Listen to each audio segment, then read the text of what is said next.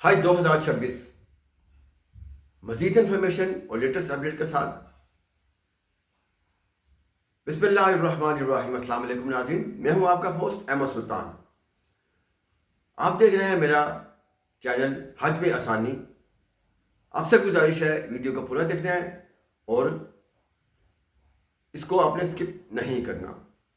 जिनको तो कोई मसरूफियात हो जाती है या कोई काम पड़ जाता है या बोरियत महसूस करते हैं, वो उसको चाहता रहने दीजिए 2-4-5 मिनट के लिए, ताकि वीडियो मुकम्मल हो जाए, ताकि दूसरों तक इसके पहुंचने में आसानी रहेगी।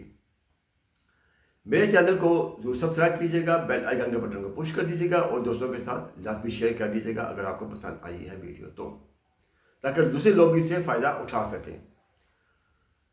हो सके तो उसको मेरा चैनल सब्सक्राइब करवा के वहीं से उसको एक्टिव कर दें, ताकि वो अपने घर बैठे मामला सारे देखता रहे। आज हम बात करेंगे आज दिन है हफ्ते का, नवंबर की है 8 तारीख।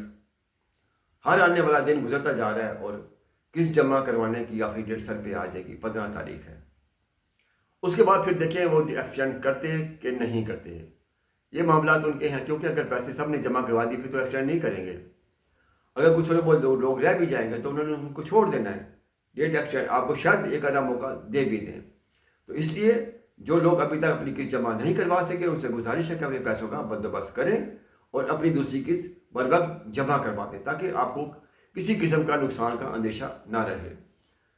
एक दफ़ा फिर मैं आपको दोहरा दूँ, ऐसे जो लोग बीमार हैं जिनकी बीमारी ख़तरनाक हद तक है, जो आने वाले 6 माह में मज़ीद बिगड़ सकती है, अपने डॉक्टर से मशवरे के मुताबिक वो इस प्रोग्राम से अभी से अलग हो जाए, ना कि 6 माह बाद जब वो खुदा न खास्ता अलग होते हैं तो फिर उनके पैसे का भी नुकसान होगा और कोई उसका हल नहीं होगा।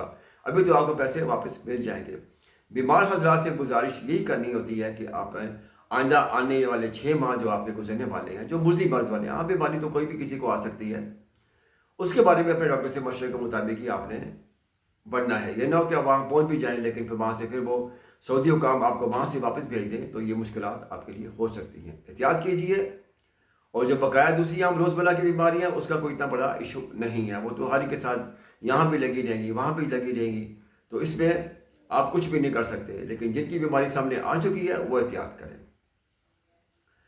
उसके बाद मामलात जो हैं थोड़े मज़ीद आगे चले जाएंगे कि आपने जो हज की तैयारी का सिलसिला शुरू कैसे करना है। उसमें जो आपने सबसे पहले तो अपनी सेहत के बारे में, अपनी उस रोज़ाना की जो डाइट है उसको बेहतर करना है। आप रोज़ाना फल भी खाते होंगे, दूध भी पीते होंगे, ड्राई फ्रूट भी खाते होंगे, लेकिन इस दौरान आपने सुबह सुबह उठ के नमाज फजर के बाद एक्सरसाइज भी करनी है छोटी मोटी। जो तो उम्र रसीदा हजरात हैं वो इतनी बड़ी एक्सरसाइज ना करें, लेकिन अपने जिस्म को, अपने पट्ठों को खोलने के लिए एक्सरसाइज छोटी मोटी शुरू कर दें। बड़ी एक्सरसाइज नहीं करनी, क्योंकि वो आपके पट्ठे खुदा ना खास्ता कहीं से तकलीफ न देनी शुरू कर दें। हल्की हल्की एक्सरसाइज शुरू कर दें, अपनी खुराक बेहतर करनी शुरू कर दें। ड्राई फ्रूट बनाएं, उसमें दूसरे फ्रूट डालें, उसका मिल्क शेक बनाएं, वो पिएँ।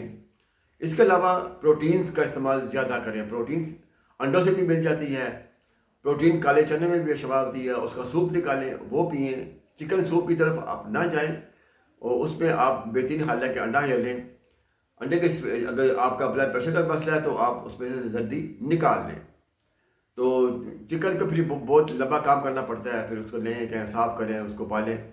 अंडा तो बस ये आप लेके आए, जल्दी निकाल के खाली सफ़ेदी खा लें, प्रोटीन हासिल करने का एक बेहतरीन ज़रिया है। दूध पिएँ, कोशिश करें आपको खालिश दूध मिल जाए, जहाँ से भैंसें बंधी होती हैं वहाँ से दूध निकलवा के ला के वो दूध इस्तेमाल करें, ताकि आपके अंदर जो चीज़ें जानी हैं वो अच्छी और साफ़ सुथरी चीज़ें जाएँ, ताकि आपको परेशान ना करें।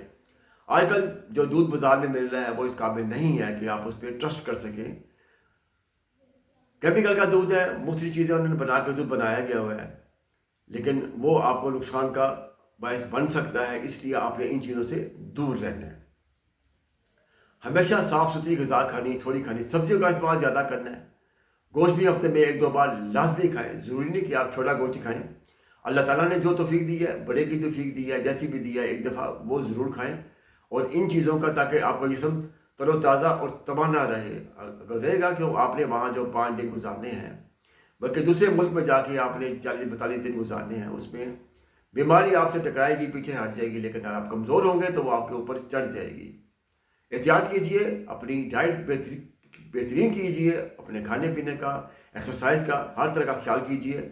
जो जवान हजरात हैं, जो थोड़े मिडिल एज के हैं, 35-40 साल के, वो तो हर चीज़ बर्दाश्त कर लेते हैं। 50 से ऊपर जो लोग होंगे, थोड़े से फिज़िकली फिट नहीं होते, बेशुमार उनमें लोग ऐसे भी हैं 70-70 साल के बड़े फिट हैं। तो हर एक की फिटनेस मुख्तलिफ औकात में मुख्तलिफ रहती है। तो आप भी अपनी सेहत का ख्याल रखें और अपनी एक्सरसाइज, अपनी डाइट बेहतरीन रखें। मज़ीद इंफॉर्मेशन आपको देते जाएंगे। ये मैं इंफॉर्मेशन वो दे रहा हूँ जो बेसिक इंफॉर्मेशन है, जो आपके काम आने वाली है। यहाँ की अभी वो चीज़ें आपको नहीं बताई जाएंगी जो वहाँ आपने करनी है, जो अभी उनका टाइम पड़ा हुआ है। अभी तो वो करनी है जो यहाँ से आपने स्टार्ट करना है, जिस पे आपने खड़े होना है, जिस पे चलना है आपने। जो आपकी ज़रूरत की चीज़ें यहाँ करने वाली वो यहाँ पे करें। जब यहाँ से आपका सिलसिला ख़त्म हो जाएगा तो फिर हम आपको आगे ले चलेंगे, फिर उसके मुताबिक आपको इन्फॉर्मेशन दी जाएगी।